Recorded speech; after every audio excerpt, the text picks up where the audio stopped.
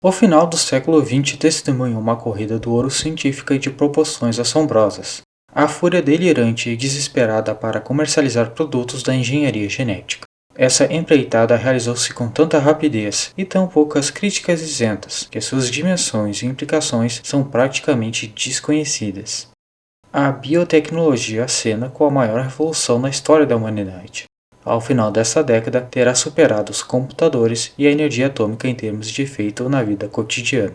Nas palavras de um estudioso, a biotecnologia transformará cada aspecto da vida humana: medicina, alimentação, saúde, entretenimento, até mesmo o nosso próprio corpo. Vai mudar literalmente a cara do planeta. Mas a revolução da biotecnologia difere em três aspectos importantes das transformações científicas do passado. Em primeiro lugar, os Estados Unidos ingressaram na era atômica através do trabalho de um único instituto de pesquisa, em Los Alamos. A entrada na era dos computadores resultou dos esforços de uma dúzia de empresas. Mas a pesquisa biotecnológica atual vem sendo conduzida em mais de 2.000 laboratórios, somente naquele país. 500 multinacionais gastam 5 bilhões de dólares por ano nessa área. Em segundo lugar, grande parte da pesquisa é frívola ou inconsequente.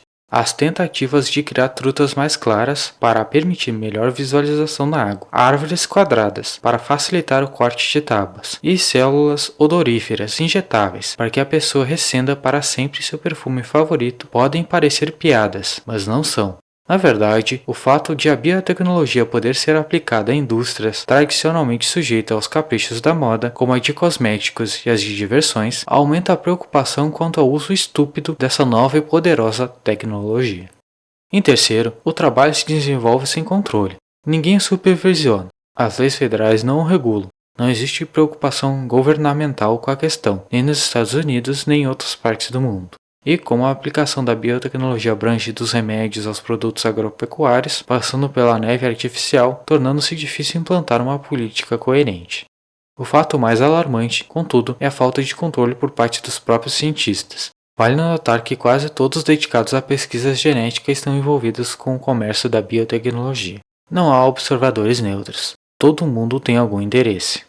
A comercialização da biotecnologia molecular é o caso ético mais assombroso da história da ciência e ocorreu com assustadora velocidade. Por 400 anos, desde Galileu, a ciência comportou-se como uma investigação livre e aberta sobre o funcionamento da natureza. Os cientistas sempre ignoraram fronteiras nacionais, mantendo-se acima dos conceitos transitórios de política e até mesmo da guerra. Sempre se rebelaram contra pesquisas secretas, chegando a recusar a ideia de patentear suas descobertas.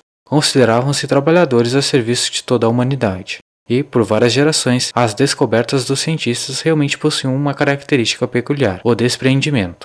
Quando, em 1953, dois jovens pesquisadores da Inglaterra, James Watson e Francis Crick, decifraram a estrutura do DNA, seu trabalho foi saudado como um triunfo do espírito humano, dentro da busca centenária pela compreensão científica do universo. Acreditava-se piamente que a descoberta seria ampliada e utilizada em benefício da humanidade como um todo. Mas não foi bem isso o que aconteceu. 30 anos depois, quase todos os colegas cientistas de Watson e Crick encontravam-se comprometidos com um tipo completamente diferente de empreitada. A pesquisa genética molecular tornou-se um projeto comercial gigantesco, multibilionário, datado não de 1953, mas sim de abril de 1976. Essa foi a época de um encontro que se tornaria famoso, na qual Robert Watson, um capitalista ousado, abordou Herbert Boyer, bioquímico da Universidade da Califórnia. Os dois homens resolveram fundar uma empresa comercial para explorar as técnicas de manipulação de genes de Boyer. A nova companhia, Genentech, tornou-se rapidamente a maior e mais bem-sucedida das empresas pioneiras de engenharia genética. Parecia que todo mundo queria ficar rico de repente. Novas empresas surgiam a cada semana e os cientistas brigavam para participar da pesquisa em genética. Até 1986, pelo menos 362 cientistas, inclusive 64 membros da Academia Nacional, assumiram cargos nos conselhos consultivos de indústrias de biotecnologia. O número de cientistas prestando consultoria ou participando de conselhos de acionistas era bem maior. Torna-se necessário enfatizar o quanto esta mudança de atitude é significativa. No passado, cientistas puros olhavam para os negócios com ar snob. Consideravam a busca do lucro pouco interessante intelectualmente, própria para comerciantes. E pesquisar para uma indústria, mesmo em locais de prestígio como os laboratórios da Bell ou IBM, servia apenas para quem não conseguia uma função na universidade. A atitude dos cientistas, portanto, era fundamentalmente crítica em relação à ciência aplicada e à indústria em geral. Esse antagonismo secular manteve os pesquisadores universitários livres da contaminação provocada por laços com a indústria. E sempre que surgia algum debate sobre questões tecnológicas, cientistas desvinculados das indústrias estavam disponíveis para discuti-las em alto nível.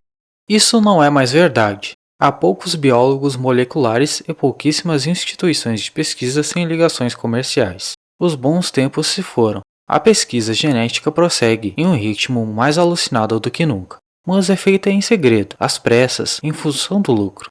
Dentro desse ambiente comercial, talvez seja inevitável o surgimento de uma empresa ambiciosa como a InGen, International Genetic Technologies, de Palo Alto. Pouco surpreende também que a crise genética por ela criada não tenha sido divulgada. Afinal de contas, a pesquisa da InGen realizou-se em segredo. O incidente propriamente dito ocorreu em uma das áreas mais remotas da América Central, e menos de 20 pessoas o testemunharam. Deste local, apenas um pequeno grupo sobreviveu.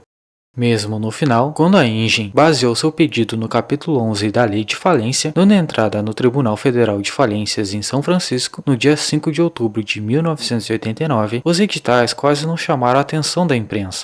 Pareciam tão corriqueiros. A InGen era a terceira pequena empresa norte-americana de bioengenharia a fechar naquele ano, e a sétima desde 1986. Poucos documentos do processo vieram a público, uma vez que os credores pertenciam a um consórcio japonês, formado por companhias como a Yamaguri e Densaka, que tradicionalmente evitavam a publicidade. Para impedir revelações desnecessárias, Daniel Ross, da Koiman, Swan e Ross, advogado da InGen, também representou os investidores japoneses. E a petição um tanto inusitada do vice-cônsul da Costa Rica foi transmitida a portas fechadas. Sendo assim, nada espanta que, no prazo de um mês, os problemas da InGen tenham sido discreta e cordialmente resolvidos. Os envolvidos no acordo, inclusive os eminentes conselheiros da Junta de Consultores Científicos, assinaram um termo comprometendo-se a manter total sigilo sobre os fatos, e nenhum deles se dispõe a falar sobre o que aconteceu. Contudo, muitos dos principais protagonistas do incidente InGen não assinaram o termo e aceitaram discutir os notáveis episódios que desembocaram nos 2 dias cruciais em agosto de 1989, em uma ilha remota no litoral oeste da Costa Rica.